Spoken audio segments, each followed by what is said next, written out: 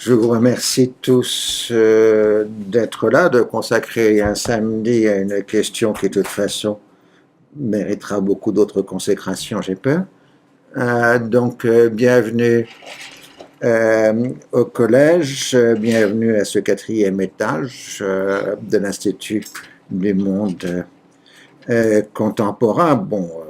Ce sont vos activités de chercheurs et pas les miennes, au sens que ce sont des activités totalement autonomes, même si je ne fais qu'un abri pour vous. Donc, je vous en félicite. Je terminerai en rappelant, alors je ne sais plus toujours, j'ai toujours un trou de mémoire, c'est la Marseillaise au chant du départ.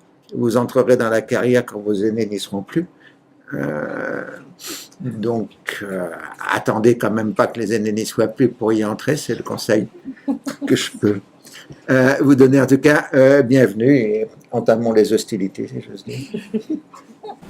Merci, professeur, pour votre petit mot. Merci à Manon Nour, qui est présidente du CCAMO. On a parlé vite fait du CCAMO. Pour ceux qui ne connaissent pas, le CCAMO va pour Cercle des chercheurs sur le Moyen-Orient. Donc c'est un réseau de chercheurs qui travaillent sur la région du Proche et du Moyen-Orient et qui soulèvent les problématiques propres à cette région, dont nous faisons partie, et dont nous avons aujourd'hui 4 bons spécialistes, grands spécialistes, qui vont nous parler de cette région. Donc le thème d'aujourd'hui, c'est la Palestine est-elle un mythe ? Donc la question soulevée derrière cette problématique, c'est est-ce que l'État de Palestine aujourd'hui est encore une réalité ? Est-ce qu'il a encore un devenir ? Et voilà, donc nous aurons plusieurs interventions qui vont répondre dans le sens de cette question. Donc sans plus tarder, puisqu'on a déjà un petit peu de retard sur le programme, je vais laisser la parole. Donc notre première intervenante, Sandrine Mansoul, nous vient de Nantes. Merci Sandrine de vous être déplacée. Oui, c'est avec plaisir. Sandrine est docteure en histoire du monde arabe, chercheure associée au Centre de recherche en histoire internationale et atlantique à l'Université de Nantes. Et donc elle va parler sur le mythe de la Palestine ou le mythe du droit international, la Palestine comme révélateur. Merci de l'accueil, c'est toujours un plaisir de venir partager nos travaux respectifs et nos réflexions, et en particulier sur la Palestine. C'est vrai que déjà le titre, j'ai vu sur les réseaux, en tout cas sur Facebook, il a fait grincer des dents certaines personnes, puisque dire la Palestine est-elle un mythe, c'était déjà quelque chose qui pouvait poser problème.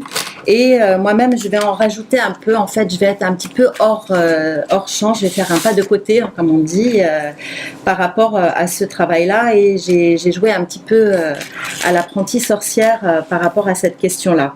Donc, c'est vrai que les mots ont un sens extrêmement important et le conflit israélo-palestinien est bien un endroit où les mots ont eu et continuent d'avoir et d'être l'objet d'enjeux politiques mais aussi historiques, et où il y a une guerre des mots, on pourrait dire, qui accompagne le conflit en lui-même. Donc j'ai commencé par décortiquer notre titre sur la Palestine est-elle un mythe, et j'ai commencé par essayer de trouver le mot mythe, et en prenant le dictionnaire de la langue française du Robert, sur lequel j'émets aussi des critiques, parce que vous savez que le Robert, et j'ai une amie qui est bien placée ici pour le dire, refuse de mettre le mot palestinien alors qu'il met italien et d'autres mots de ce genre, parce que voilà, justement Monique Jouffroy leur avait écrit il y a quelques années, avait une réponse assez cinglante sur cette question-là. Mais toujours est-il qu'ils ont quand même de bons articles. Donc selon le dictionnaire historique de la langue française, le mot mythe est emprunté tardivement du bas latin mythos, fable, récit, fabuleux, emprunt au grec mutos, qui signifie d'abord suite de paroles qui ont un sens, d'où discours, propos, souvent associé à épos, qui désigne le mot, la parole, épique, épopée. Mythos désigne aussi le contenu des paroles, la vie, la pensée, mais il tend à se spécialiser au sens fiction, mythe, sujet d'une tragédie. Le passage sémantique qui conduit de l'idée de parole dans le sens importe à celle d'histoire inventée, récit et réalisée par ses nombreux composés. Le mot a été emprunté en français longtemps après l'adjectif mythique, avec sa valeur de fable, récit imaginaire de la mythologie, concurrençant fable. Il désigne en particulier l'expression d'une idée d'un enseignement sous sa forme allégorique. Au XIXe siècle, il se dit également d'une représentation idéalisée d'un état passé de l'humanité, d'un homme ou d'une idée. Le mythe est conçu comme jouant un rôle déterminant dans le comportement, l'appréciation des choses d'un individu ou d'une collectivité. L'importance de son étude en histoire des religions et en anthropologie est allée croissante au XIXe siècle puis au XXe siècle.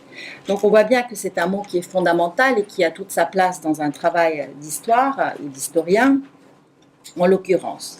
Qu'en est-il du droit international? D'où arrive ce terme? Pourquoi en plateau le mot droit international qui peut paraître une évidence aujourd'hui, tant il est véhiculé, que ce soit dans les études ou par les médias, mais en réalité, il n'est pas non plus si évident que ça aussi.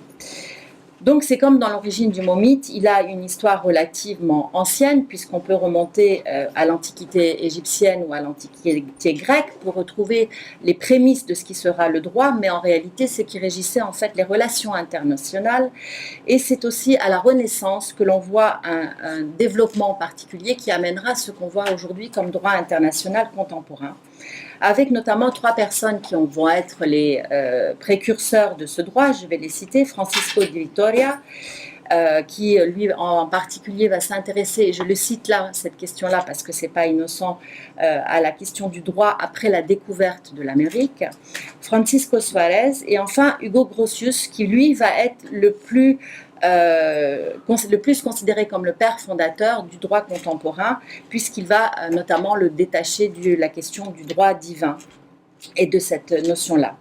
Donc c'est plus tard que vraiment on voit les fondements s'inscrire dans ce qu'on a aujourd'hui comme droit international, de ce que nous appelons le droit international. En fait, c'est le 19e siècle, donc qui voit apparaître le terme en tant que tel, et qui est lié au développement des relations internationales entre les États. Bien sûr, ça accompagne la notion d'État et la multiplication des traités qui vont régir les relations entre les différents États. Le principe, c'est que ce droit doit permettre de renforcer l'idée de respecter les traités qui sont conclus depuis toujours entre les États, même si on le sait aussi que les guerres ne sont pas exclues, puisqu'on codifie également les guerres à partir de 1899. C'est intéressant de voir qu'on est aux mêmes époques que l'utilisation au 19e siècle donc, du mot mythe, et 19e siècle le mot droit international. Concernant le droit international, on a bien sûr, je ne ferai pas, ce n'est pas ma spécialité d'ailleurs, je ne rentrerai pas dans des détails précis, mais comme apparence, en tout cas comme symbole de cette question du droit international, on a un organisme qui apparaît et qui nous concerne particulièrement ici, qui est la Société des Nations, qui apparaît en 1920 en tant qu'organisation internationale et qui résulte de la conférence de la paix. Donc on voit bien cette équation entre relations internationales et tentative de mettre la paix, et qui est introduite par le traité de Versailles. L'objectif est de promouvoir le désarmement, ça on le sait, d'interdire la guerre et de permettre le règlement pacifique des conflits entre les États, et donc d'encourager des relations internationales pacifiées. Il crée en son sein, et ça aussi c'est un autre élément important qu'on retrouve dans notre histoire de la Palestine, une Cour internationale de la justice de la Haye en 1922.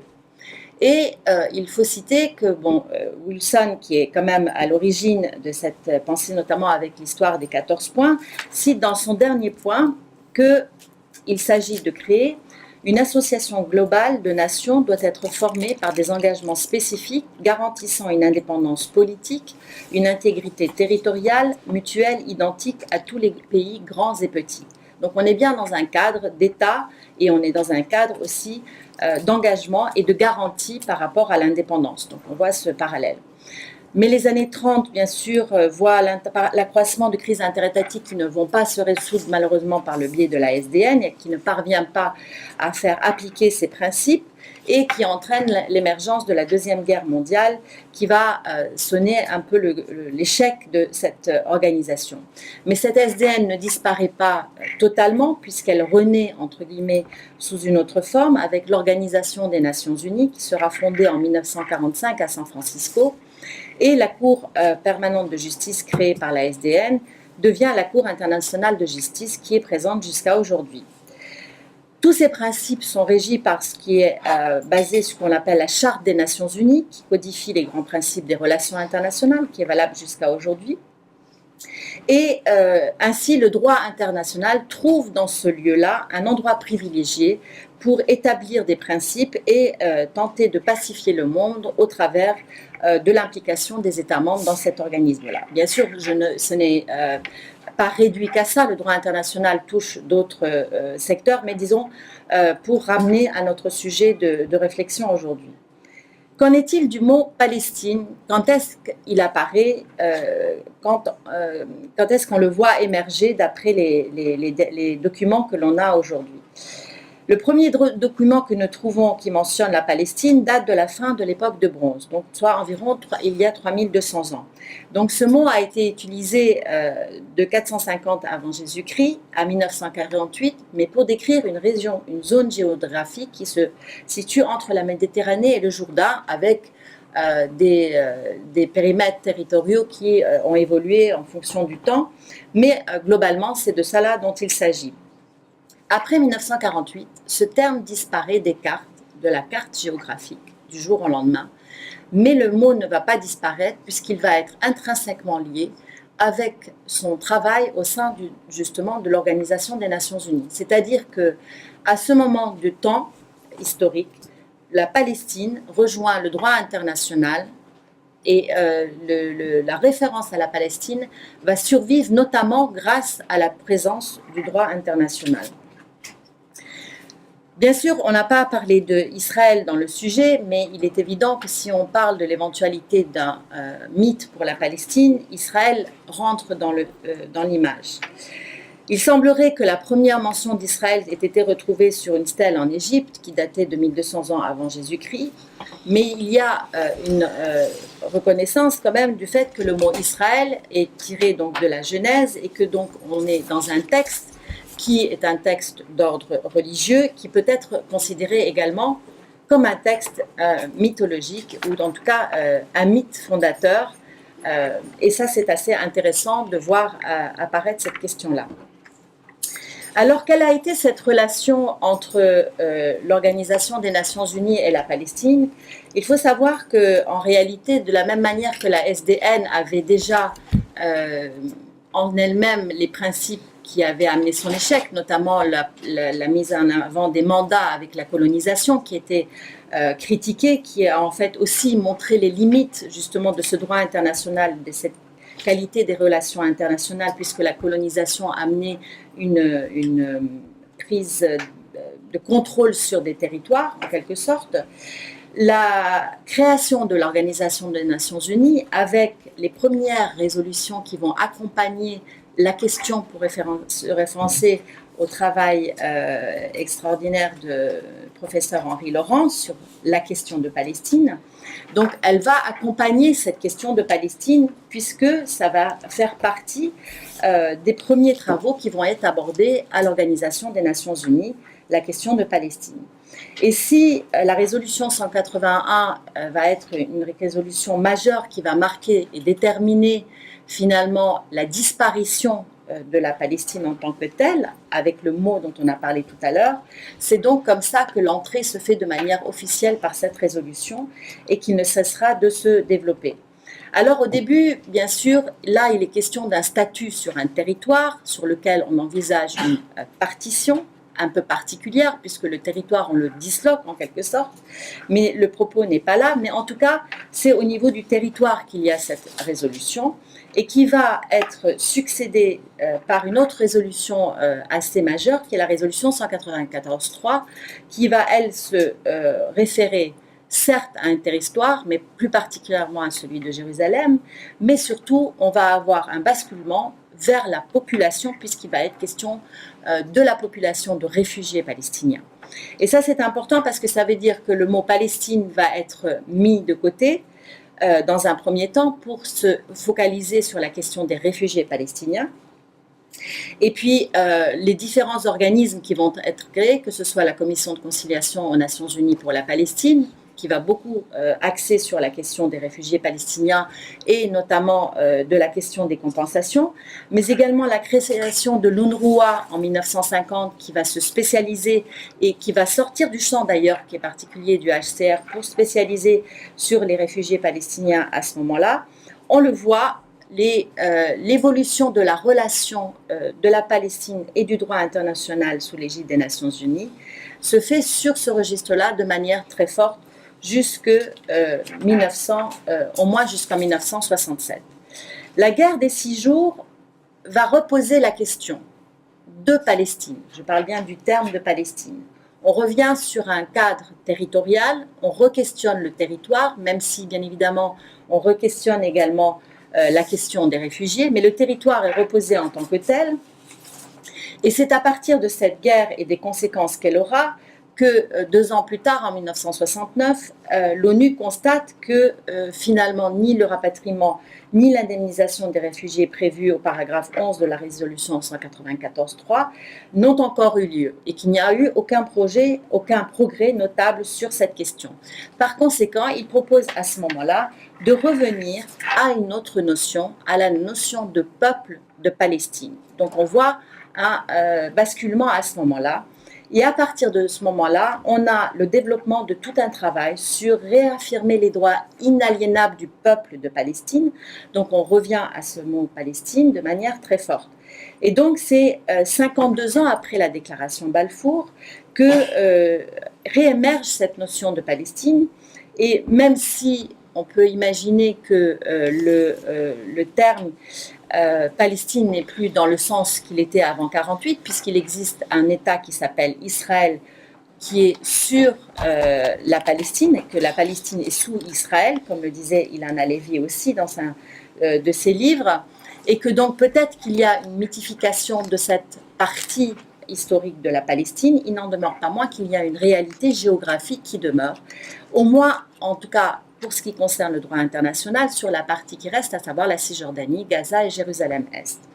Donc on voit que la réalité continue de s'affirmer et les Palestiniens vont d'ailleurs continuer de réaffirmer cette réalité avec notamment le discours en 1974 à l'Organisation des Nations Unies de Yasser Arafat qui va marquer également une volonté de bien donner une image, un symbole fort, mais qui dit symbole dit aussi symbole d'une réalité, en tout cas représentation d'une réalité et non d'une mythologie. À partir de 1983, avec la conférence qui a lieu à Genève, qui affirme en fait quelque sorte qu'une partie de l'histoire de la Palestine devient un mythe, mais que l'autre partie demeure une réalité, qu'il va falloir continuer à se battre pour la réalité de cette autre partie, les choses vont quelque peu s'accélérer parce que la situation générale au Moyen-Orient va le permettre. D'abord la première intifada, ça c'est une évidence en 1987, mais vous avez après la guerre du Golfe qui va également accélérer le processus, puisqu'on va parler de processus, mais qui va accélérer la nécessité de se repencher sur la question. Et en même temps, vous avez un État qui est Israël, qui a une problématique, c'est que lui, depuis le début, il fonctionne sur une réalité qu'il impose sur le terrain, avec un discours qui contredit la réalité de l'histoire palestinienne. C'est-à-dire, nous sommes présents sur ce territoire depuis 3000 ans, on a pour cela un texte qui le prouve, qui est un texte religieux, et par conséquent, notre réalité est une réalité qui est au-dessus de la réalité palestinienne. D'ailleurs, réalité qu'ils ont du mal à nommer, puisque même le mot palestinien et Palestine a tardé à apparaître dans le discours israélien, puisqu'on parlait de réalité arabe et non pas de réalité palestinienne.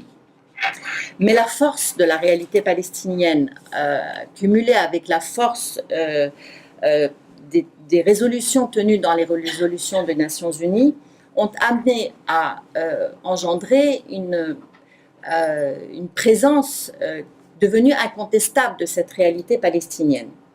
Et c'est toute la question qui s'est posée pour Israël, c'était de savoir comment faire face à cette réalité palestinienne sans remettre en question sa réalité propre et sans être obligé de retourner elle aussi dans une part mythique de son histoire. Et en fait, c'est tout ce qui a été mis en place à partir de la conférence de Madrid, où c'est un enjeu très intéressant. Parce que qu'est-ce qui se passe à la conférence de Madrid? C'est que d'abord, elle a lieu à Madrid, elle n'a pas lieu aux Nations Unies. Donc, en fait, en écartant momentanément le droit international, ou en tout cas en le mettant sur un strapontin et en mettant un autre paramètre qui est devenu l'intermédiaire, que sont les Américains, ils ont tenté une première initiative de sortie du domaine du droit international, en se disant si on sort du cadre du droit international pur, la question de la réalité palestinienne peut être mise en cause. Et d'ailleurs, ce n'est pas innocent que pour pouvoir aller à la conférence de Madrid, Israël va exiger que soit abolie la résolution de 1975 qui a assimilé le sionisme à une forme de racisme. Donc on voit bien que l'autre exigence avait été de ne faire aucune mention de la résolution 194.3. Donc clairement, on voit que le droit international est un enjeu de fixation de la question de Palestine. Et pour sortir de ça, Israël tente une carte qui est approuvée par les Américains, c'est de faire un intermédiaire extérieur, même si bien sûr l'ONU n'est pas complètement écartée. Et c'est à partir de là que petit à petit, les différentes initiatives qui vont être menées vont faire en sorte de systématiquement exclure les Nations Unies du champ et donc d'affaiblir la présence palestinienne dans ce discours.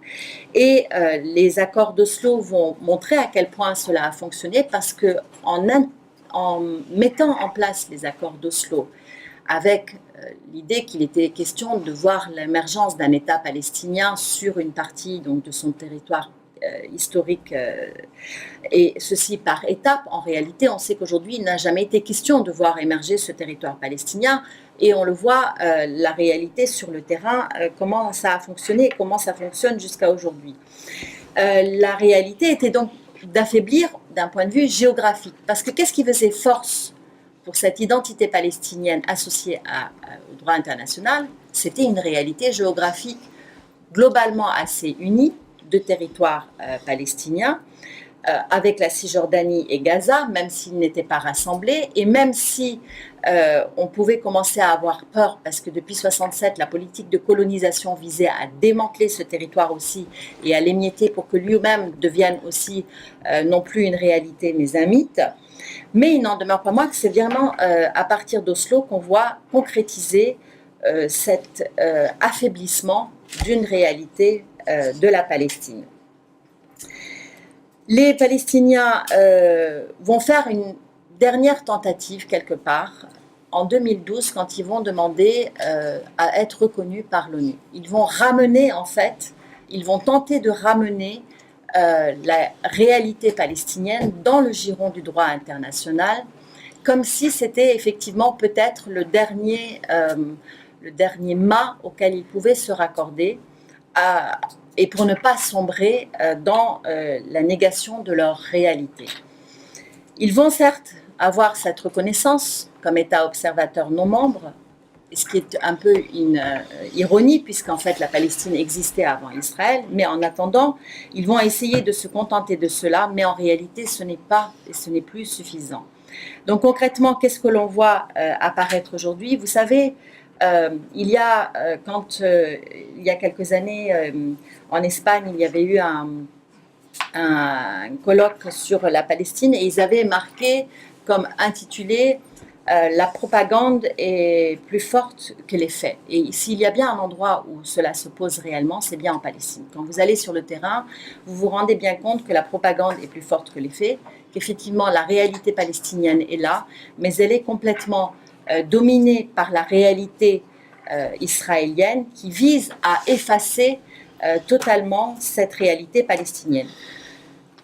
Aujourd'hui, depuis décembre 2017, quand le président américain a déclaré que Jérusalem était la capitale d'Israël, contrairement aux résolutions onusiennes, donc au droit international, et quand il a également décidé de supprimer les aides à l'UNRWA, qui est un autre organe des Nations Unies, il est en train de mettre un coup final, peut-être quelque part, sur la question du droit international.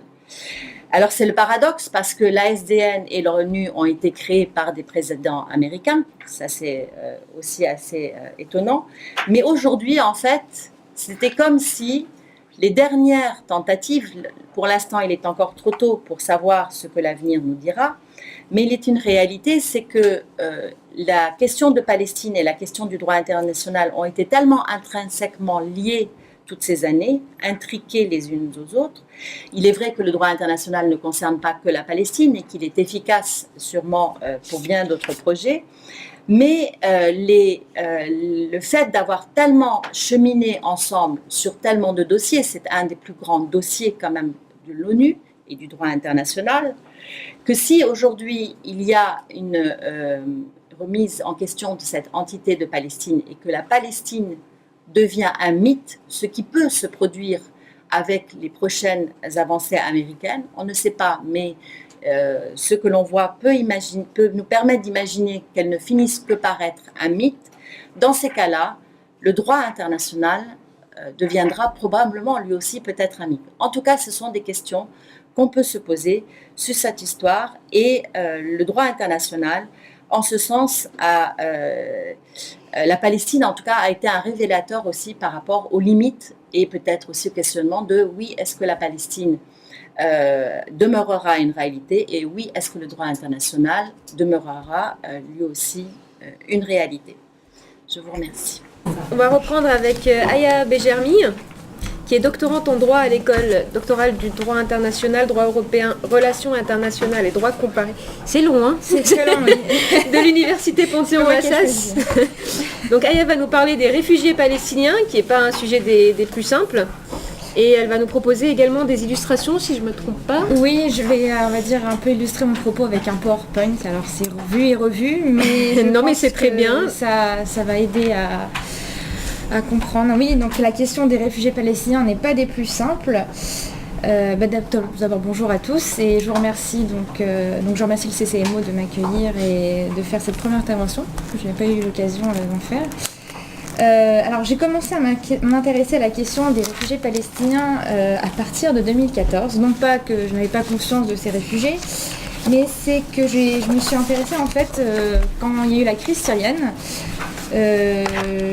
Comme je savais qu'il y avait des réfugiés palestiniens en Syrie, je me suis dit quel va être le traitement de ces réfugiés. Et j'ai remarqué qu'il y avait en fait très peu d'articles qui parlaient d'eux. Pourtant, en fait, la question des réfugiés, comme on l'a vu auparavant, c'est une question cruciale en fait dans la résolution du conflit, non seulement pour les Palestiniens, mais aussi dans tous ces pays du Moyen-Orient, puisque l'arrivée de ces réfugiés et leur existence a quand même suscité quelques tensions, notamment par exemple au Liban. Et donc c'est une question, on va dire, importante. Et leur existence jusqu'à aujourd'hui témoigne de l'échec dramatique qu'a eu la communauté internationale à résoudre en fait cette question des réfugiés. Alors je vais parler un petit peu du passé parce qu'il est important de comprendre comment sont arrivés ces réfugiés. Alors on retient tous la date du 15 mai 1948. C'est une date plus connue sous le nom de jour de la Nakba. Alors comme vous le savez, Nakba en arabe ça veut dire catastrophe. À vrai dire, c'est pas en un jour qu'ils sont partis, hein, ces réfugiés, ils sont partis progressivement entre 1947 et 1948.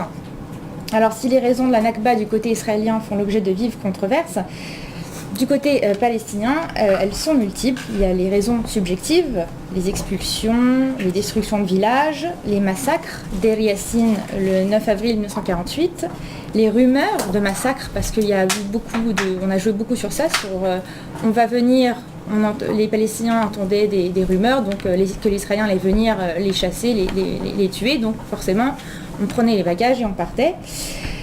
Donc les craintes pour leur vie, plus généralement, et bien sûr une raison objective qui est le plan de partage du 29 novembre 1947 qui va créer de facto un État juif et un État arabe et qui va faire de facto tous les habitants de la région de l'État juif des réfugiés. Et tout cela va donc engendrer la fuite d'environ 750 000. Alors les chiffres varient, mais bon, c'est le chiffre que j'ai retenu parce que dans cette question des réfugiés, il y a la question des chiffres. Et malheureusement, il n'y a pas vraiment, à part le Nord-Ouest, d'institut qui puisse dire vraiment l'exactitude de ces chiffres. Mais on va essayer d'être assez rigoureux. Donc ces 750 000 Palestiniens vont se réfugier en Cisjordanie, qui était à l'époque jordanienne, dans la bande de Gaza, qui était à l'époque tenue par l'Égypte, au Liban, en Syrie et dans l'actuelle Jordanie. Et donc face à la situation catastrophique, je vais un peu répéter ce qui a été déjà dit, mais les Nations Unies vont nommer un certain médiateur le 20 juin 1948, le comte Folke Bernadotte, un Suédois. Il va proposer un plan, il va pendant l'été réfléchir et proposer un plan, mais il va être assassiné le 17 septembre 1948 par un groupe israélien qui s'appelle le Stern. Le plan de Bernadotte survit à son auteur, puisque la résolution dont on a parlé au cours des deux précédentes interventions, donc 194 du 11 décembre 1948, va décider qu'il y a lieu de permettre aux réfugiés qui le désirent de rentrer dans leur foyer le plus tôt possible, et que ceux qui décident de ne pas rentrer dans leur foyer devraient recevoir des indemnités à titre de compensation pour la perte de leurs biens. On a donc un droit au retour et un droit d'indemnisation reconnu aux réfugiés de Palestine. La résolution va également créer ce qu'on appelle la commission de conciliation pour la Palestine. Alors cette commission est très peu connue parce qu'en fait elle va tomber en désuétude très rapidement. Cette commission a été en fait chargée de faciliter des solutions durables, à savoir le rapatriement librement consenti, la réinstallation, l'intégration locale. Comme vous le savez, rien dans cette résolution n'aura une application concrète. C'est pourquoi, en catastrophe, les Nations Unies vont créer, en catastrophe plus ou moins, mais elles vont créer le 8 décembre 1949 l'Office de secours et de travaux des Nations Unies pour les réfugiés de Palestine dans le Proche-Orient, c'est très long aussi. C'est plus connu sous le sigle de l'UNRWA, the United Nations Relief and Works Agency, qui va succéder à la brève existence de l'ANURP. Donc c'est une aide des Nations Unies aux réfugiés de Palestine, mais bon, qui n'a pas du tout survécu. Donc cette UNRWA va commencer à opérer dès le 1er mai 1950. Alors le mandat de l'UNRWA est spécifique aux réfugiés de Palestine, comme le titre l'indique. D'ailleurs, l'UNRWA définit les réfugiés de Palestine, donc elle définit comme des personnes dont la résidence normale était la Palestine entre le 1er juin 1946 et le 15 mai 1948, qui ont perdu leur maison et leurs moyens de ressources comme résultat du conflit de 1948, qui se sont réfugiés dans l'un des pays ou régions où le l'UNRWA a produit une aide, et qui sont les descendants, en ligne masculine, des personnes remplissant les conditions 1 à 3. Alors, cette définition, bien sûr, fait l'objet de débats, notamment chez les Israéliens, puisque la transmission du titre de réfugié ne leur va pas, puisque maintenant on a aujourd'hui à peu près 5,3 millions de réfugiés palestiniens. Mais en fait, c'est parce que le mandat de l'UNRWA devait être temporaire. On pensait que ça allait durer qu'un an ou 2 ans. 70 ans après, on y est toujours. Son mandat n'a cessé d'être prolongé par l'Assemblée générale des Nations Unies, dernièrement jusqu'en juin 2020. Et il faut comprendre que l'agence onusienne a un rôle considérable pour donc ces réfugiés palestiniens, parce qu'en fait elle leur fournit non seulement une assistance, mais des services éducatifs, sanitaires et sociaux, et des services d'amélioration de camps. Et j'insiste sur le service éducatif parce que l'UNRWA, c'est la gestion de 700 écoles pour environ un peu plus de 500 000 enfants. Donc il y a quand même, c'est pas rien. Et pour assurer toutes ces missions, notamment donc, de services éducatifs et également d'entretien des camps, puisqu'il y a 1,5 million de Palestiniens qui vivent dans des camps, l'agence dépense entre 1,2 et 1,3 milliard de dollars par an. Le problème, c'est que la contribution financière donc, à l'UNRWA se fait de manière volontaire. Et depuis quelques années, en fait, l'UNRWA est en grande difficulté financière. Les USA, c'est vrai, c'était les plus grands donateurs avec plus de 300 millions de dollars par an. Mais c'est comme je vous l'ai dit, donc les dernières années, elle rencontre des difficultés financières parce que les situations déjà d'urgence à Gaza et en Syrie, où il y a près de 1,8 million de réfugiés qui dépendent de l'UNRWA, sont dans des situations catastrophiques. Gaza, vous comprenez bien, avec le blocus et les guerres donc, de 2006, 2008, 2012, 2014, il y a beaucoup d'infrastructures qui sont endommagées. Et la Syrie, on a une des pires crises de l'histoire, où il y a eu pas mal de destruction et de problèmes justement pour assurer de l'alimentation et des logements à ces réfugiés. Et donc, comme je disais, donc, les États-Unis avant Trump étaient le plus grand donateur, sauf que quand Trump est arrivé au pouvoir, il a décidé donc, en janvier 2018, donc de cette année, de réduire sa contribution au budget de l'UNRWA, soit un manquement estimé environ de 305 millions. Et en fait, il a décidé de geler. Donc. Et c'était un peu dur parce qu'ils ont, par exemple, Pierre Krahenbuhl, le commissaire général de l'UNRWA, a dit qu'ils ont dû, par exemple, stopper des financements relatifs à l'emploi ou à l'aide psychologique à Gaza, dans une région où il y a 65% de jeunes sans emploi. Vous comprenez que c'est quand même c'est pas rien. On pensait que ça pouvait aller puisque le commissaire, donc Pierre Krahenbuhl, a essayé d'obtenir des financements auprès du Qatar, de la Turquie et des pays du Golfe. Sauf que Trump a décidé donc le 31 août dernier de suspendre carrément leur participation. Ça veut dire que concrètement, si dans les quelques mois qui arrivent, les financements ne sont pas trouvés, l'agence ne pourra même pas payer ses employés et ses enseignants. Il faut savoir donc les enfants ont fait leur rentrée la semaine dernière. Concrètement, ça veut dire qu'en Jordanie, par exemple, des enfants ne pourront même pas continuer leur scolarité, donc les enfants des réfugiés palestiniens. On voit très bien qu'avec ces décisions, Trump en fait, veut mettre une pression en fait, sur les Palestiniens en disant que l'UNRWA ne participe pas à la résolution du conflit, sauf que l'UNRWA, elle n'est pas faite pour résoudre ce conflit, c'est une agence humanitaire. Et comme l'a rappelé Antonio Guterres le 15 mars dernier, quand il disait qu'il fallait que la communauté internationale aide cette agence et que sa mission est aussi cruciale qu'il y a 68 ans, c'est parce que il n'y a pas de solution jusqu'à maintenant, et c'est pour ça que le l'UNRWA existe. Et ce que je trouvais intéressant, c'est que depuis 1950, il y a 2 millions de réfugiés palestiniens qui ont fini leur études. Donc dire que le l'UNRWA les encercle dans une espèce de dépendance sans avenir, je trouve que c'est faux et que justement cette agence a été, avec les peu de moyens qu'elle a été très, très efficace. Et dire qu'on donne trop d'argent à l'UNRWA alors qu'à côté l'administration américaine a octroyé je crois que c'était avant qu'Obama parte, à la fin du mandat d'Obama, a octroyé plus de 30 milliards de dollars d'aide militaire à Israël. Voilà, on voit le deux poids deux mesures. Alors, contrairement à ce qu'on pourrait penser, les réfugiés palestiniens ne sont pas des réfugiés. Je m'explique. En fait, les deux instruments principaux en matière de protection des réfugiés, à savoir le statut de l'Office du Haut Commissariat des Nations Unies pour les réfugiés, HCR, et la Convention relative au statut des réfugiés de 1951, dans leur article 1D et l'article 7C, ne reconnaissent pas, ne s'appliquent pas par exemple, aux personnes bénéficiant d'une protection et d'une assistance de la part d'un organisme autre que celui du Haut Commissariat des Nations Unies pour les réfugiés. Et c'est le cas exclusivement des réfugiés palestiniens, puisque les réfugiés palestiniens bénéficient de l'UNRWA.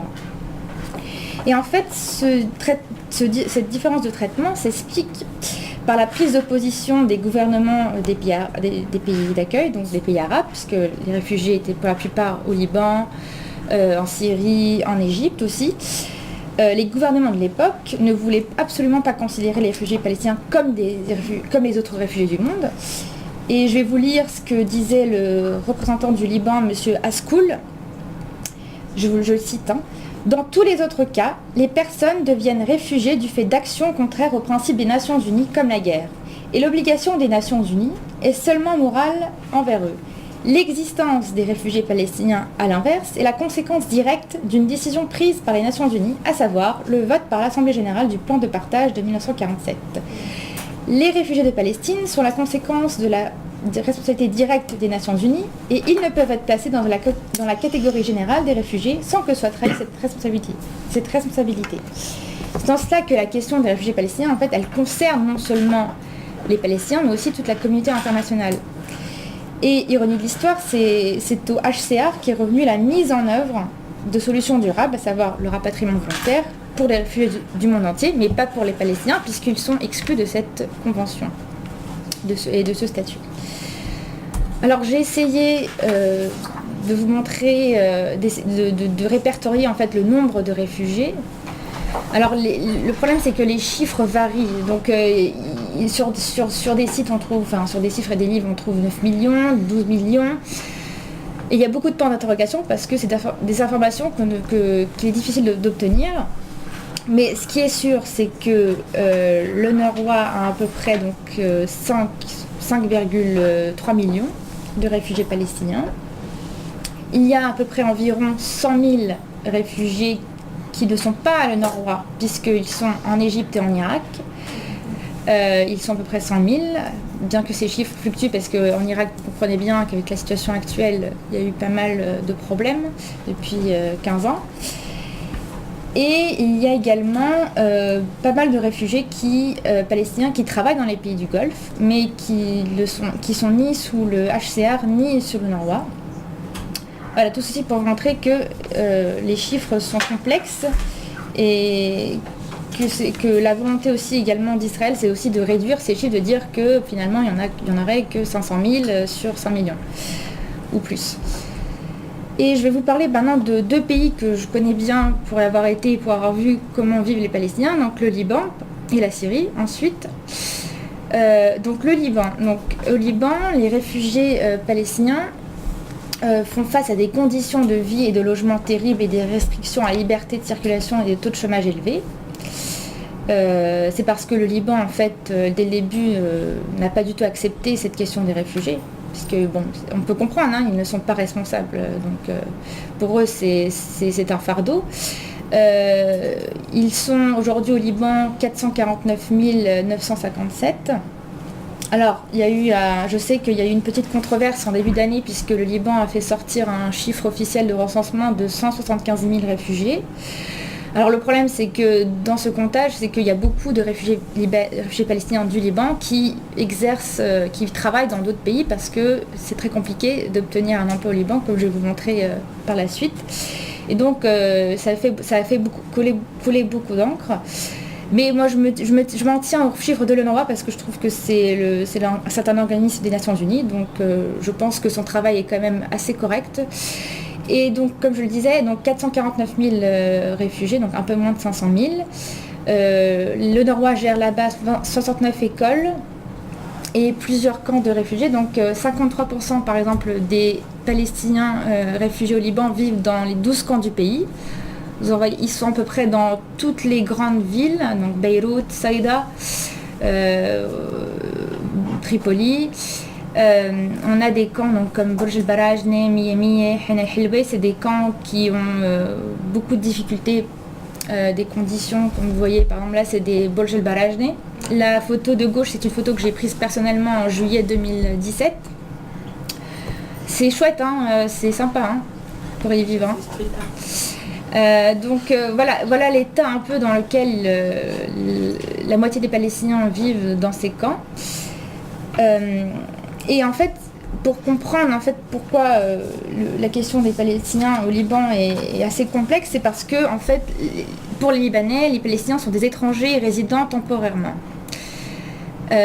Toute la politique libanaise a été de faire en sorte que il faut empêcher l'intégration et l'installation des Palestiniens parce que justement ils veulent que ces Palestiniens rentrent en fait en Palestine.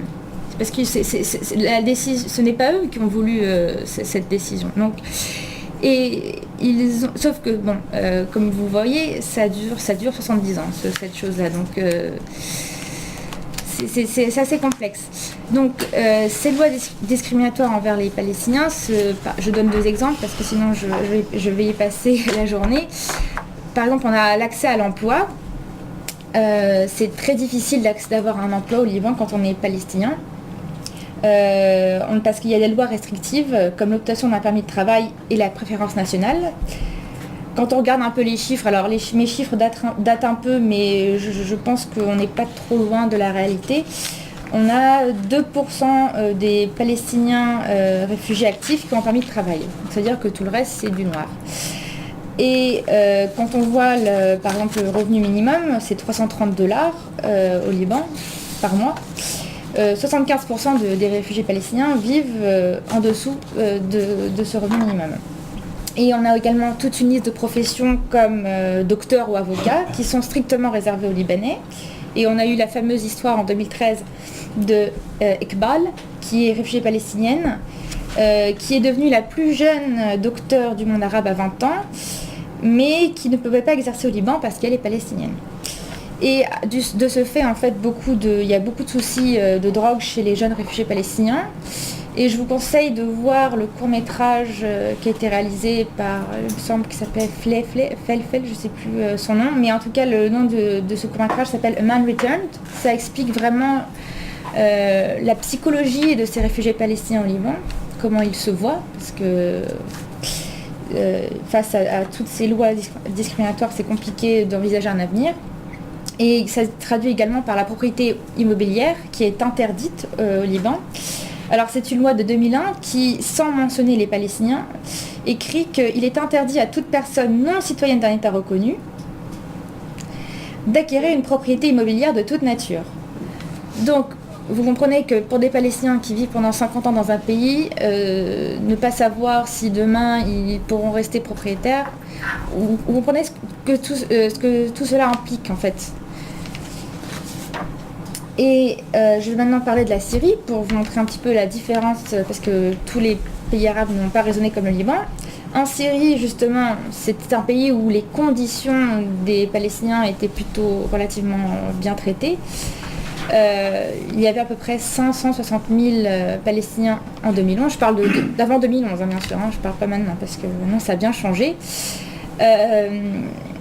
Donc le Norwa gérait en Syrie 76 écoles avec plus de 46 000 élèves, des centres de soins et 12 camps, dont le fameux camp de Yarmouk, qui est le plus grand camp du Moyen-Orient.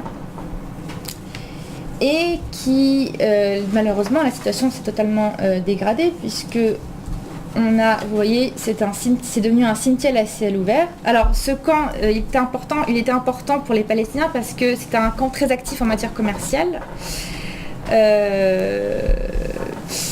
Oui, pardon, excusez-moi, j'ai un petit peu oublié, j'ai été trop vite. Parce qu'il faut comprendre, c'est qu'en Syrie, donc la Syrie offrait aux Palestiniens réfugiés des conditions de vie agréables parce qu'elle leur donnait les mêmes droits civiques, à l'exception du droit de vote, bien sûr, que les Syriens. Et ils pouvaient travailler facilement, créer leur propre entreprise. Il n'y avait pas de règles restrictives dans l'emploi, même concernant l'emploi public. Et ils avaient droit à l'accès à l'éducation et aux soins de santé. Mais la majorité des Palestiniens allaient dans les écoles de l'UNRWA, que j'ai parlé un peu plus tôt, parce que c'était de très bonnes écoles avec une très bonne formation. Et justement, ils pouvaient accéder à des universités réputées comme celle de Damas. Et donc le camp d'Yarmouk était un camp très important pour les réfugiés palestiniens parce que c'était non seulement un centre en matière commerciale, il était très actif, mais également c'était un centre politique pour ces réfugiés-là. Et alors selon les chiffres officiels, il y avait à peu près 120 000, 150 000 Palestiniens. Selon les chiffres officieux, on parle de 300 000. Bon, je ne sais pas quel chiffre retenir, mais c'était à peu près de cet ordre. Comme je vous l'ai dit, donc, depuis 2011, ce camp a été complètement détruit. Il y avait même eu un blocus par l'armée syrienne. Ça a commencé en fait pas le blocus, mais les attaques sur le camp en décembre 2012. Je vous incite à aller voir deux documentaires films, je ne sais pas comment on pourrait appeler ça, mais The Shebab of Yarmouk d'Axel Salvatori Sins et 194 non-enfants du camp de Samer Salameh, qui vous explique un peu également l'état d'esprit de ces Palestiniens, puisqu'ils parlent aussi du droit au retour dans ces documents, puisque ils se sentaient non seulement donc, bien en Syrie, mais ils pensaient également bien sûr à la Palestine. Et c'est intéressant de voir comment ces jeunes se construisent alors qu'ils n'ont jamais connu la Palestine. Et ce phénomène donc, de crise syrienne a fait... il y a beaucoup de Palestiniens qui ont parlé de nouvelle Nakba. Alors c'est tragique, hein, puisque sur les 95 réfugiés palestiniens restants en Syrie, 95%, j'y arrive, des Palestiniens restés en Syrie sont en situation d'urgence et ont besoin d'aide humanitaire. Le Norwa, comme elle fait face à des conditions économiques très très compliquées, elle n'a pu financer que 6% de ce qu'elle devait financer. Plus de 30 écoles ont été endommagées, 9 centres de soins ne sont plus accessibles. C'est pourquoi il y a beaucoup il y a eu aussi beaucoup de réfugiés palestiniens qui se sont enfuis de la Syrie. On parle d'un chiffre de 120 000 à peu près. Alors c'est là que les réfugiés les réfugiés palestiniens se sont rendus compte de la différence de traitement, puisque comme ils n'ont pas de document de la nationalité syrienne, ils ont un document de voyage pour les réfugiés palestiniens. Et c'est là qu'ils se sont rendus compte que dans les autres pays, on ne les traitait pas pareil. Et ce qui a conduit, les Palestiniens réfugiés syriens, les réfugiés palestiniens syriens sont arrivés au Liban, déjà qui étaient avec des conditions déjà compliquées, comme je l'ai rappelé. Faut dire aussi que le Liban accueille aussi 1 million de réfugiés syriens. Ça fait quand même beaucoup pour un petit pays. Comme les camps sont détériorés et les logements, la capacité des logements est complètement pleine. Je veux dire, les ressources sont très épuisées au Liban, donc c'est très compliqué pour les réfugiés palestiniens arrivés de Syrie au Liban de s'en sortir.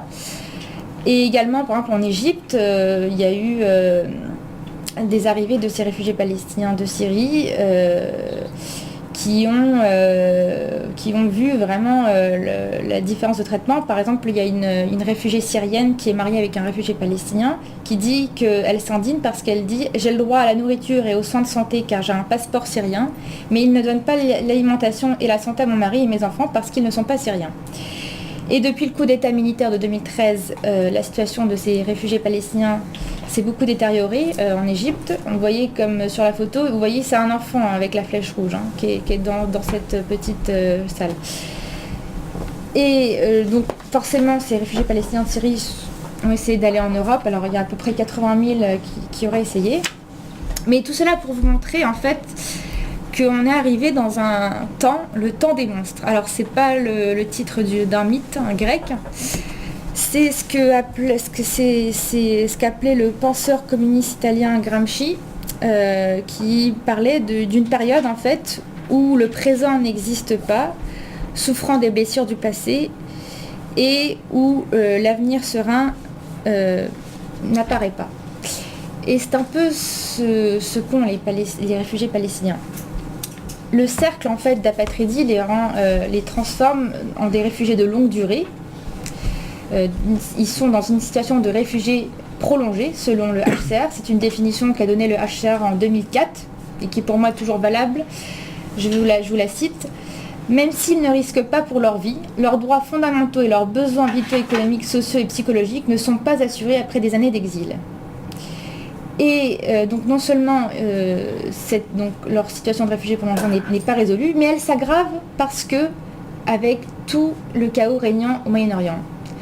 Quand on voit le nombre de déplacements qu'ont dû faire les Palestiniens, il faut se rappeler de la mémoire de septembre 1982 de Sabra Shatila, des massacres qu'il y a eu au Liban, de l'expulsion de 400 000 réfugiés palestiniens du Koweït à cause de la guerre du Golfe en 1990, de l'expérience traumatisante de l'Irak après l'invasion de 2003, de la situation catastrophique à Gaza depuis 2007 et avec les guerres qui reviennent tous les 4 ans ou 2 ans, et aujourd'hui avec la crise syrienne. Et ce que j'aimerais conclure, c'est que la question justement du droit au retour qu'on a abordé, que je n'ai pas beaucoup abordé parce que on avait déjà parlé, je voulais pas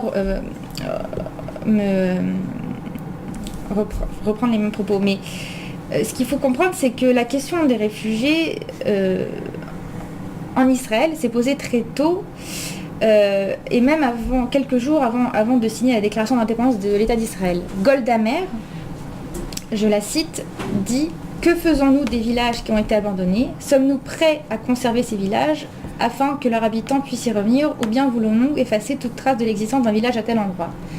Et c'est pour montrer qu'en fait la question du droit au retour est éminemment politique.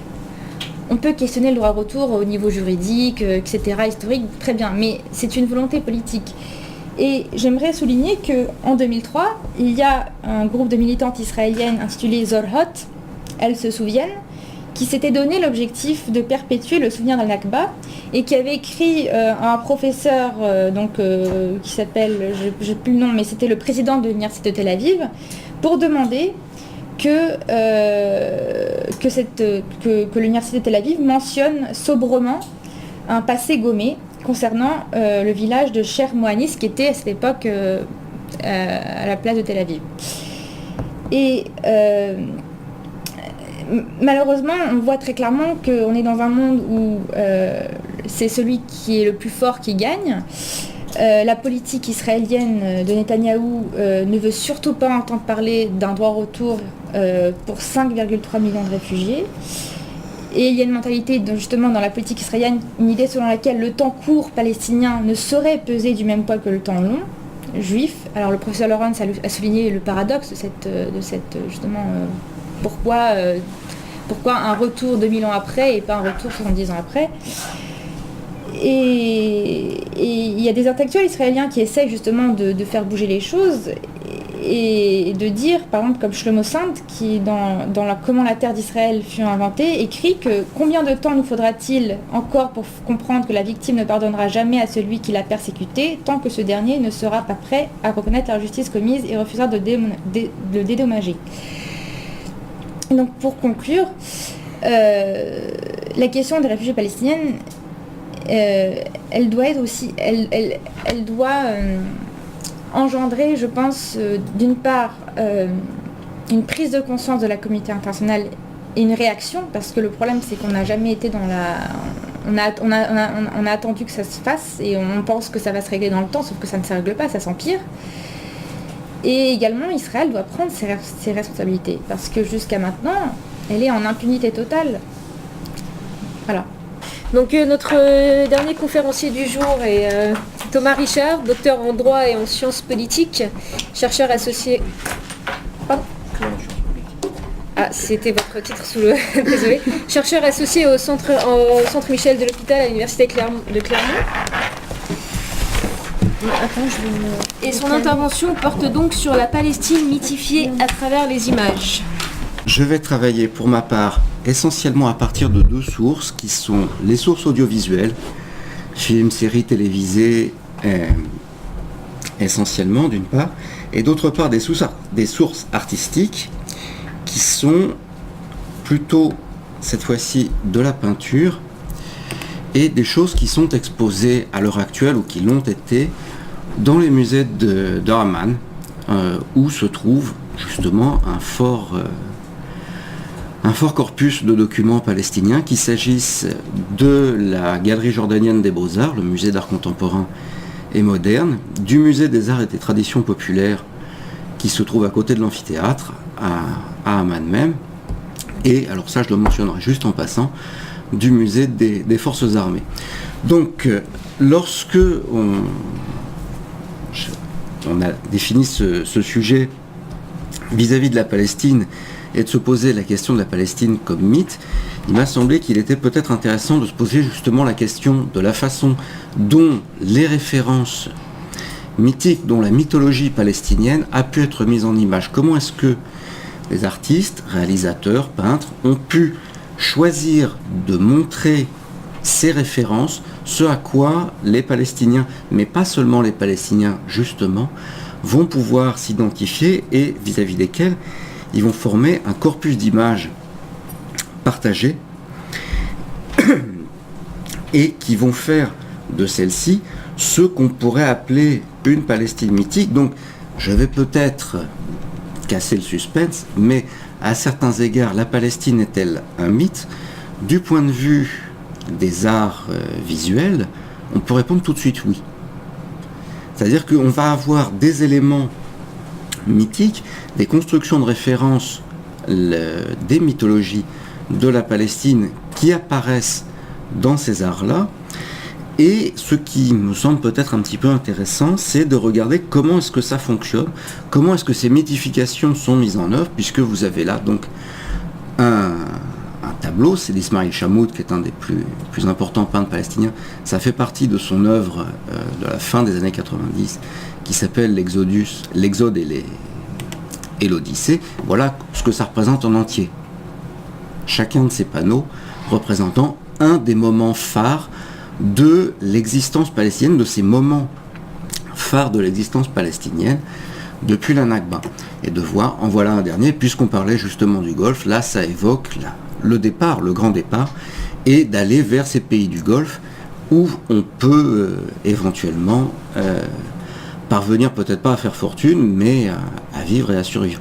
Et vous voyez aussi la transformation, regardez la femme sur la gauche, avec le costume traditionnel, dit traditionnel palestinien, portant l'enfant, qui sont des motifs extrêmement importants de la mythologie palestinienne, pour aller vers ces derriques qu'on trouve sur la gauche. Chose qu'on retrouve également dans une des œuvres les plus connues de la littérature et du film traitant de la Palestine, que sont Les Dupes de Tawfik Saleh. Tawfik Saleh est syrien, si je me rappelle bien, mais qui va décrire cette tentative plutôt, d'aller vers les pays du Golfe pour survivre, pour sortir des camps et de la misère de ces endroits-là. Et j'aurais tendance à dire, la Palestine est mythifiée à certains égards, et tant mieux.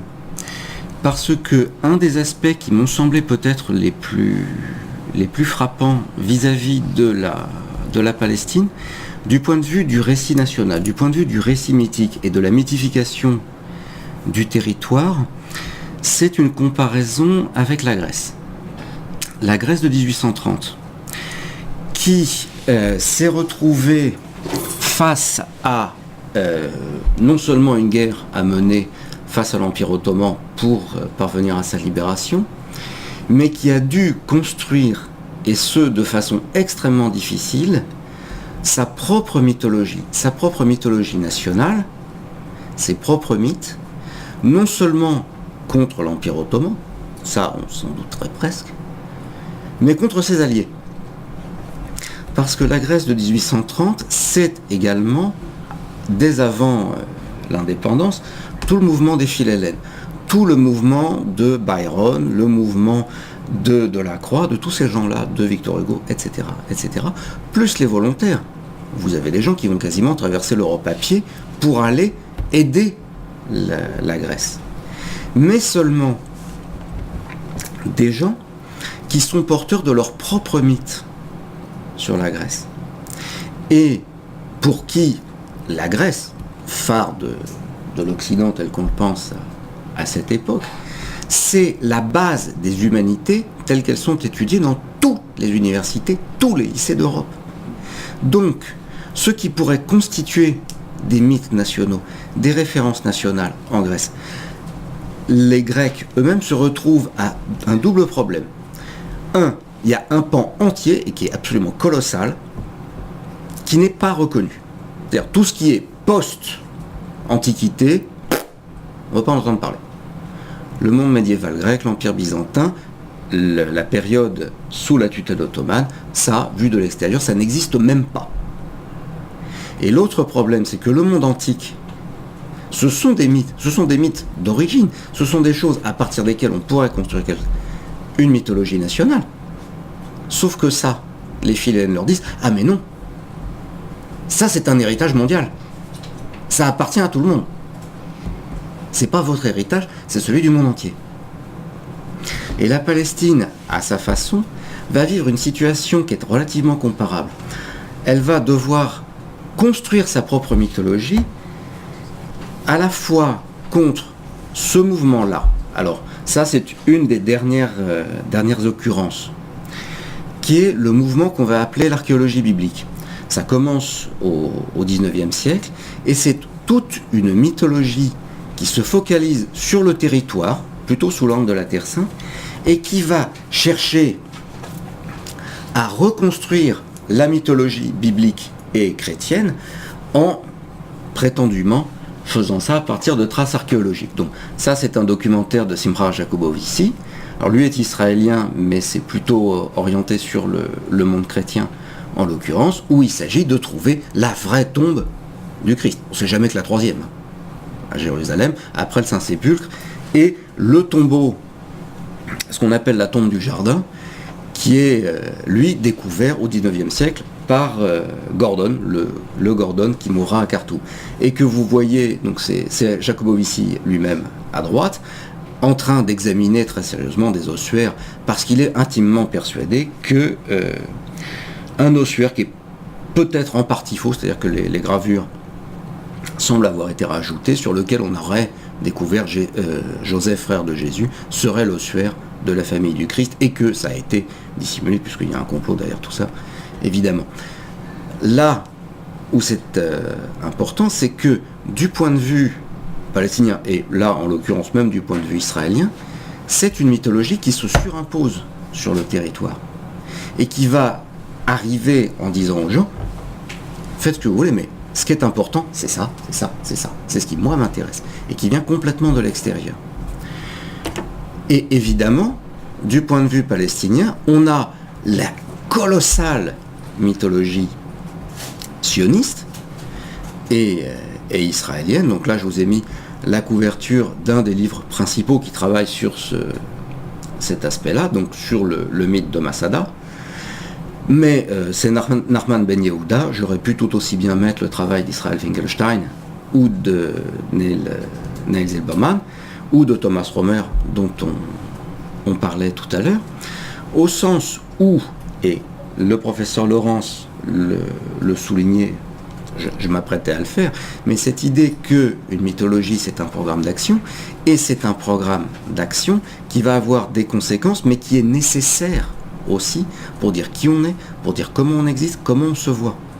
Ce que fait Nachman Ben Yehuda avec ce livre, c'est grosso modo, c'est très complet et extrêmement riche, de démonter la façon dont le récit mythique de Masada a été construit, en particulier par Yigael Yadin, ancien chef d'état-major israélien et archéologue majeur des débuts d'Israël, vraiment majeur. Et c'est lui qui a fouillé Masada, et c'est lui qui a raconté une histoire autour de Masada, autour des fouilles qu'il a faites, autour d'une réinterprétation du texte de Flavius Joseph, et qui est devenu un des mythes fondateurs, et encore cardinaux, même si ça s'est un petit peu atténué, d'Israël. Et du point de vue palestinien, il y a cette difficulté d'être constamment sur un territoire ou chassé d'un territoire où d'autres viennent poser leur mythologie et où, si vous voulez penser un peuple palestinien, vous voulez penser une identité collective palestinienne, une nation, elle a besoin de mythes nationaux. Et j'allais dire, ce ne sont pas les seuls. Puisque on a également ce problème-là. Là, il s'agit de l'affiche du Saladin de Yosef Shain, puisque une des figures qu'on pourrait mythologiser, et qui, en l'occurrence, est mythifiée par Yosef Shain, pour la Palestine, c'est Saladin. Bien sûr, le libérateur de Jérusalem. Oui, sauf que Saladin, il est mythifié en Palestine, en Syrie, en Égypte, etc. Et c'est un Kurde. Sauf par les Kurdes, après tout. Si, les Kurdes aussi. Les Kurdes aussi, j'ai une amie turque qui m'a expliqué que quand elle était jeune, elle croyait que tous les Kurdes s'appelaient Salaheddin, parce que tous ceux qu'elle connaissait s'appelaient comme ça. Donc oui, ça reste présent. Non, parce que le père de Bachar, il y croyait. Hein. C'est en Syrie que les monuments à Saladin étaient parmi les plus importants, davantage qu'au Caire. Mais voilà. Qu'est-ce qu'on fait quand la plus grande figure qu'on pourrait mythifier est appropriée par toute la région ? Ça devient difficile de trouver sa place. Et non seulement on avait ce qu'on disait tout à l'heure, qui est l'enjeu des Israéliens qui vont dire c'est des Arabes, ce ne sont pas des Palestiniens. Mais c'est même difficile de se définir comme Palestinien du point de vue d'une mythologie nationale, à la fois contre l'archéologie biblique, contre le récit sioniste et contre une mythologie nationale arabe. Mais évidemment, là, ce qui a été aussi très important vis-à-vis de la Palestine, ça a été de se constituer comme entité, ne serait-ce que s'identifier au territoire. Dans les premières questions, au moment de l'époque mandataire, quand on demande aux gens « Est-ce que vous voulez qu'on installe un mandat en Palestine ?» Bon, la réponse a tout de suite été non. Mais à ce moment-là, on se dit encore « on est Syriens du Sud. On n'est pas palestinien, oui, ça peut vous faire plaisir. » Mais devenir palestinien, c'est une réalité qui se fait à partir du mandat. L'appropriation de la carte du territoire, pour faire un jeu de mots à la Houellebecq, c'est à partir du mandat, et ça va être toute la difficulté de s'auto-définir, de se construire une tradition mythique, des références, auxquelles on puisse s'identifier, et s'identifier soi. Même si ça peut être partagé par autrui. Les lieux de pèlerinage palestiniens qui ont été repris comme lieux de mémoire et comme des lieux mythologiques de l'identité palestinienne qui ont été étudiés par Emma Aubin-Boltanski, ça fonctionne comme ça.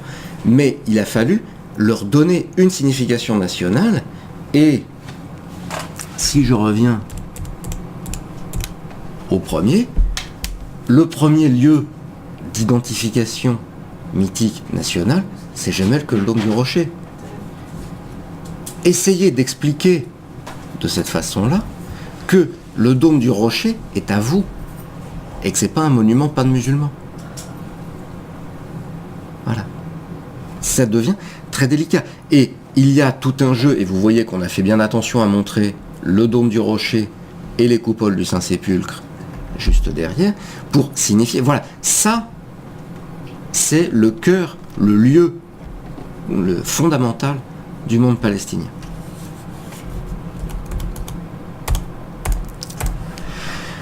Alors cette mythification du territoire, je pense que vous en avez déjà une idée. Alors ça se voit énormément à travers la peinture. C'est aussi, évidemment, je suis conscient des limitations de mes sources. Je travaille sur des peintures qui sont exposées à Amman, où effectivement la population palestinienne représente un bon 60% d'origine, ou palestinienne représente un bon 60% de la population, mais où il est rigoureusement hors de question de remettre en cause le système jordanien tel qu'il existe. Et c'est pour ça que je mentionnais le musée des forces armées en passant. Ces manifestations de la mythologie nationale palestinienne, on va les voir dans le musée des Beaux-Arts, dans le musée des traditions populaires, sous certaines conditions.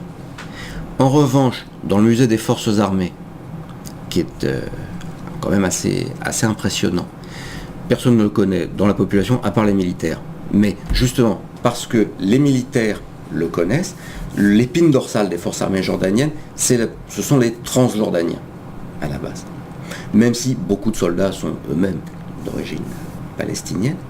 Mais ce qui est frappant, justement, de ce point de vue-là, c'est que vous rentrez dans ce musée, vous êtes accueillis par deux immenses tableaux représentant des faits d'armes de l'armée jordanienne, la défense de Jérusalem en 1948 et la bataille de Karmé. La défense de Jérusalem, les Palestiniens sont des civils qui s'enfuient, c'est l'armée jordanienne qui vient les sauver, il n'y a pas de combattants palestiniens. Et la bataille de Karmé en 68, qui est l'acte de naissance en fait de l'OLP comme force combattante connue, et qui est le cœur de la mythologie des Fedaïn, il n'y a pas un Palestinien. Ce qu'on vous montre de la bataille de Karmé, c'est une grande victoire de l'artillerie jordanienne sur les chars israéliens. Ils étaient là, bien sûr. Mais ce qu'on va chercher à montrer, c'est surtout pas les Palestiniens, parce que ça, c'est un problème. Les forces armées palestiniennes en tant que telles, c'est gommé. Ça n'existe pas. C'est Septembre Noir. On ne veut pas en entendre parler, sauf dans quelques cas très très particuliers. Donc ce qu'on va montrer essentiellement, et ce qui va former le cœur de ce pays mythique, et c'est un pays mythique qui est d'autant plus important que c'est un pays de l'exil. Donc on va se représenter une Palestine telle que on s'en souvient, et avec l'éloignement, avec le passage du temps, avec les morts aussi, ça fait bientôt 70 ans. Des gens qui ont quitté la Palestine à 20 ans, maintenant ils en ont 90. Plus. Voilà. Ça fait 70 ans, hein, c'est accompli. Oui.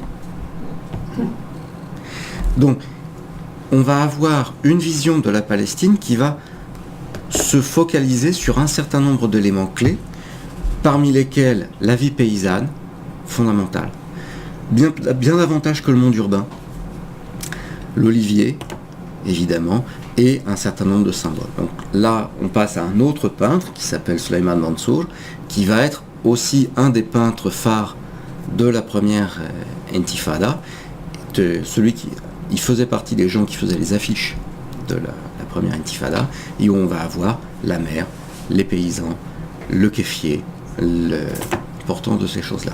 Et je vous montre celle-ci, donc ça c'est Riam Rassim, qui est également exposé à Amman. J'attire votre attention sur le tableau du milieu, en fait. C'est celui-là qui est le plus important, parce qu'on va reconstruire un paysage identitaire. Et on va construire un paysage qui est la Palestine rêvée, non plus la Palestine réelle, celle de sa vie paysanne. Et ceci en sachant que désormais, la population palestinienne de force est devenue extrêmement urbaine, que ce soit en Cisjordanie et à Gaza, ou évidemment en exil. Mais le cœur de l'identité, le cœur de la mythologie nationale, c'est une identité paysanne, et où on se représente la Palestine comme vous la voyez au milieu.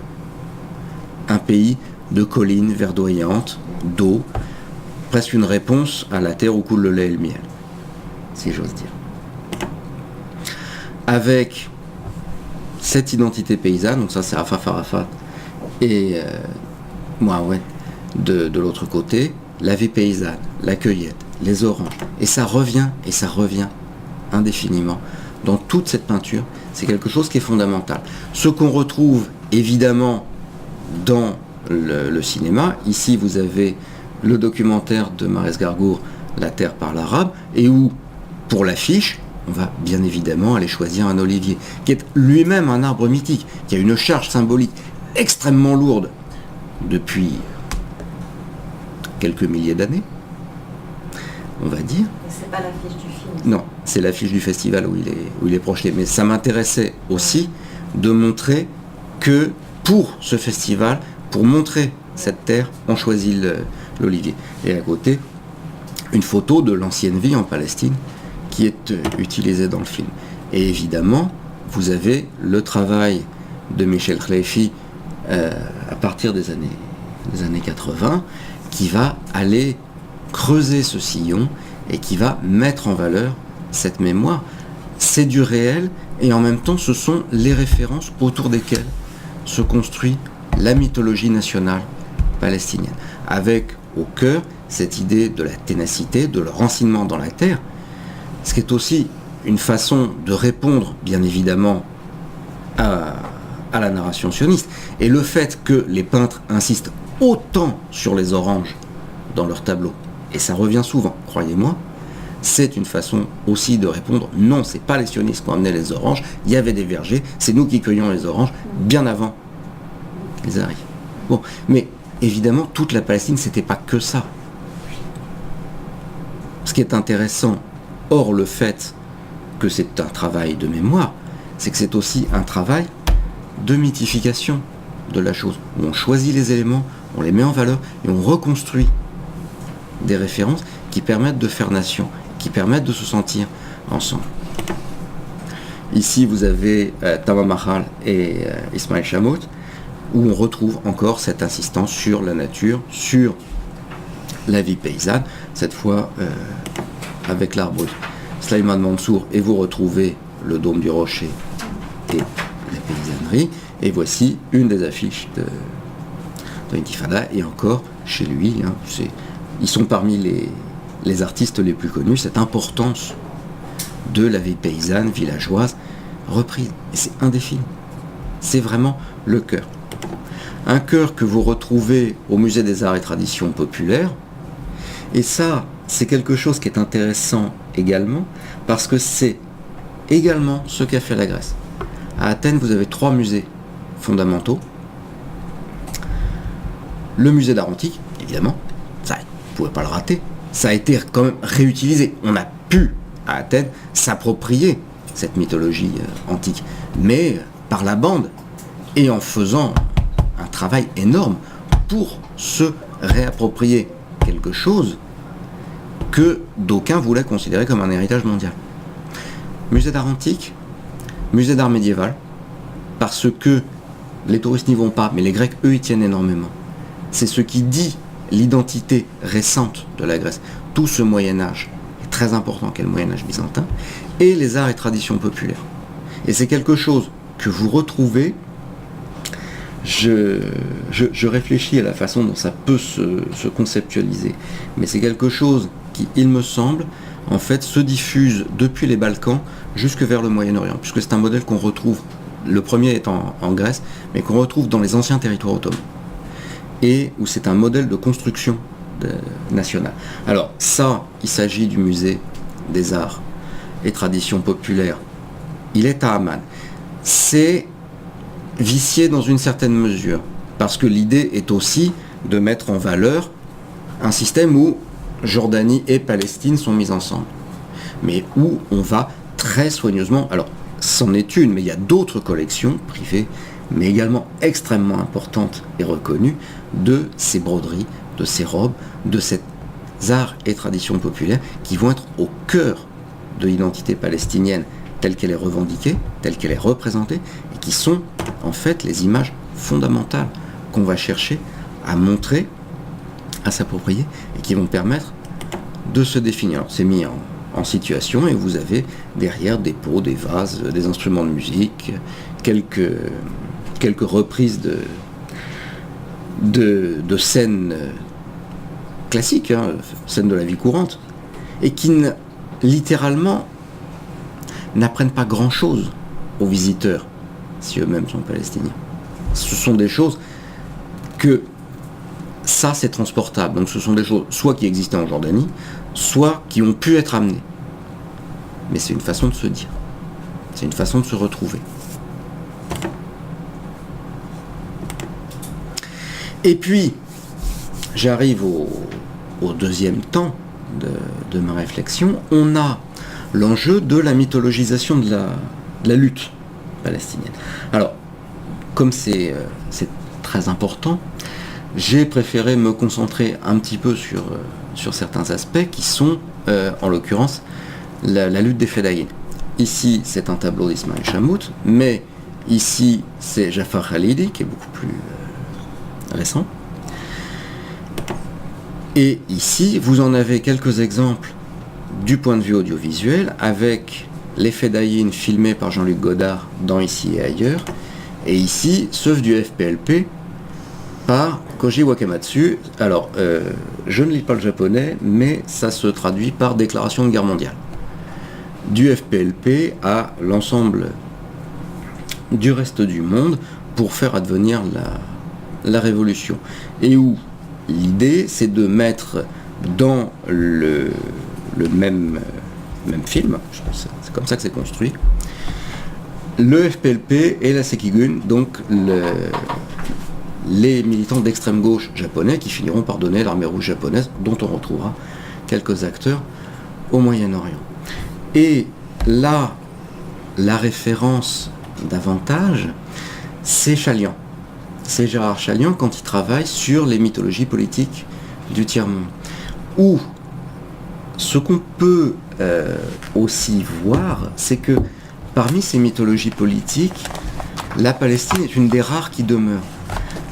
Quand Godard et Wakamatsu vont en Jordanie ou au Yémen aussi pour Wakamatsu, on a affaire à un moment où ces mythologies du combattant et du guerriero battent leur plein.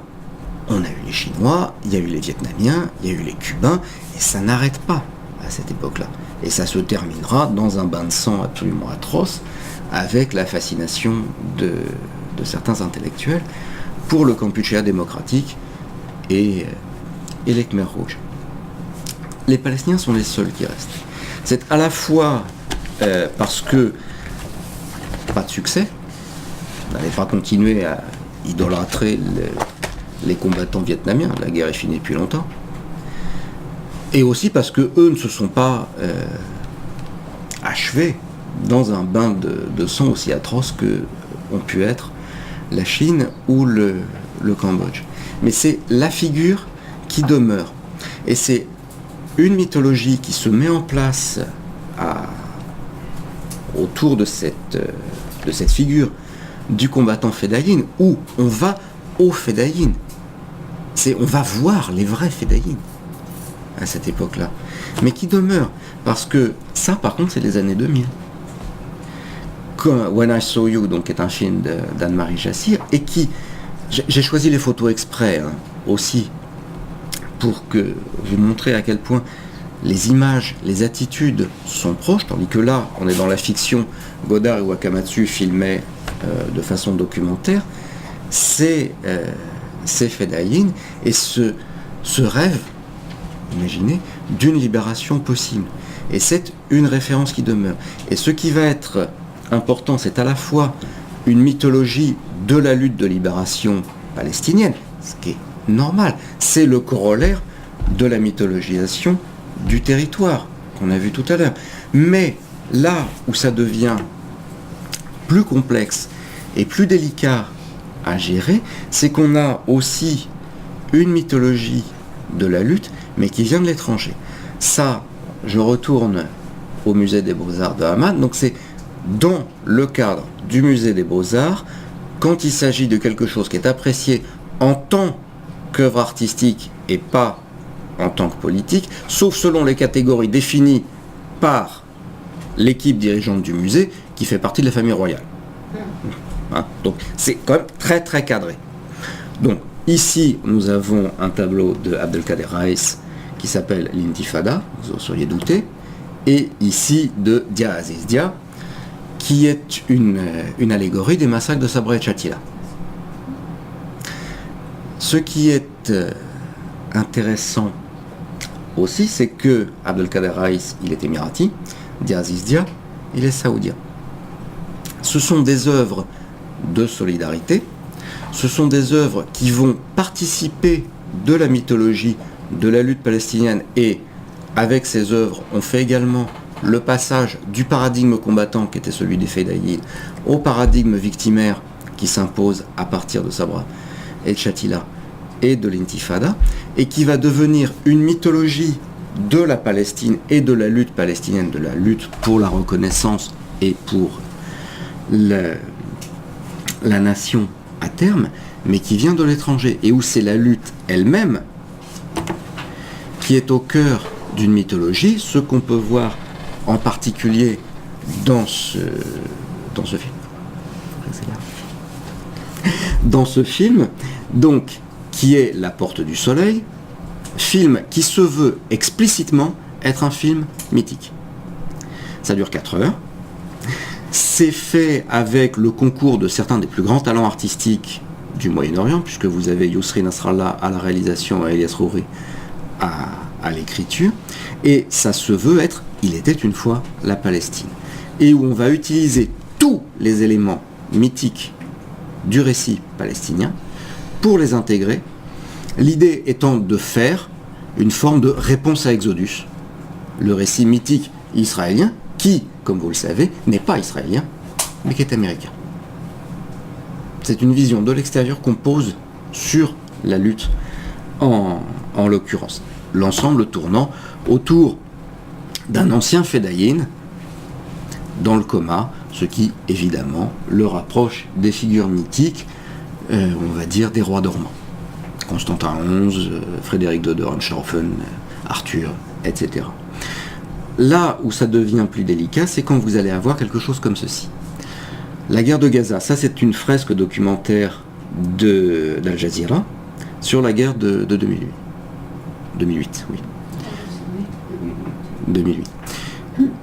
Qui est, alors c'est très long aussi, hein, ça dure plus de 4 heures, et qui va se focaliser sur les différents aspects de la guerre de Gaza, aspects militaires, diplomatiques, solidarité internationale, etc. Et en donnant explicitement, et en voulant, et en réclamant de donner la parole aux Palestiniens, pour éviter que leur parole ne soit confisquée, où on est dans une logique de reprise de la parole des dominés, très, très classique. Sauf que c'est extrêmement monté, et que pendant 4 heures, bien tenu, vous ne voyez les Palestiniens que comme victimes. Les Palestiniens sont là pour être des victimes, dans l'œil du documentariste, et c'est grosso modo, on leur tend un micro en leur disant « Racontez-nous comme vous êtes malheureux ». Mais ne nous racontez rien d'autre. Hein. Ce qui nous intéresse, c'est vous en tant que victime. Jusqu'à arriver, bon alors, je passe un petit peu plus vite, sur cette chose. C'est un film, c'est très mauvais. Ça se traduit par La Vallée des Loups Palestine, et c'est le 3e d'une série de films qui sont dérivés d'une série télévisée qui s'appelle La Vallée des Loups, qui raconte les exploits d'un groupe d'agents secrets turcs. Le héros, c'est celui qui est en haut de l'affiche. Et cette fois-ci, c'est les valeureux agents turcs vont venger les morts du Mavi Marmara en allant, expliquer leur façon de penser, pour le dire poliment, au général israélien qui a donné l'ordre d'assaut que vous voyez, c'est celui qui a un bandeau. Hein. Donc le général israélien est un espèce de curieux mixte entre Freddie Mercury et Moshe Dayan. C'est une impression très bizarre à voir. Alors, je vous ai dit, c'est très mauvais, c'est ultra violent, ça a des relents antisémites assez douteux, mais c'est intéressant au-delà de ça, non seulement parce que c'est un film qui a eu du succès, l'air de rien. C'est un succès de scandale, c'est quelque chose qui a été suivi. Surtout dans le monde arabe. Oui. Et qui est à interroger également. Et d'autre part, parce que c'est un film qui fait une mythologie de la Palestine, mais selon des canons turcs, qui raconte une histoire de la Palestine, où de grands agents turcs vont sauver les Palestiniens, réduits à leur statut de victime, et uniquement à leur statut de victime. Ce qui, dans une certaine mesure, est quand même un comble quand on parle du territoire qui a vu naître Edouard Saïd et lui qui a pu développer la question de l'orientalisme. Là, on est sur de l'orientalisme mythifié, avec toutes les mythes de l'orientalisme, mais interne au Moyen-Orient, de la Turquie sur la Palestine. Cet affrontement, en fait, du mythe avec la réalité, c'est ce que explore un peu. Ça n'est pas le point fondamental du film, mais c'est aussi quelque chose qu'on voit dans Le sel de cette mer, donc l'autre film d'Anne-Marie Jassir, où une jeune Palestinienne de l'étranger, qui vient des États-Unis, va confronter aussi ses représentations, ses rêves de la Palestine avec ce qu'est la Palestine du quotidien. Et c'est ce qui m'intéresse pour conclure, qui est en fait aussi peut-être ce qui est le plus intéressant dans cet aspect-là, c'est qu'avec la mythification de la Palestine, on a affaire à quelque chose qui est en cours, en lutte, et qui est aussi remis en question, puisque vous allez avoir le même Khleifi qui fait Noces en Galilée, qui fait La Terre fertile, qui va participer fondamentalement de l'identité et de la mythification de la paysannerie palestinienne, mais qui est capable aussi de vous faire le Cantique des Pierres et le questionnement qui est la reprise en Palestine d'Hiroshima mon amour. Tu n'as rien vu à Hiroshima, tu n'as rien vu en Palestine. Mais à l'épreuve des mythes, une dimension qui est poursuivie, bien évidemment, à sa façon aussi, dans sa reprise, dans sa contestation des mythes, tout en accordant leur importance par quelqu'un comme Ayla Suleiman à travers ses films. Et je m'arrête là, je vous remercie.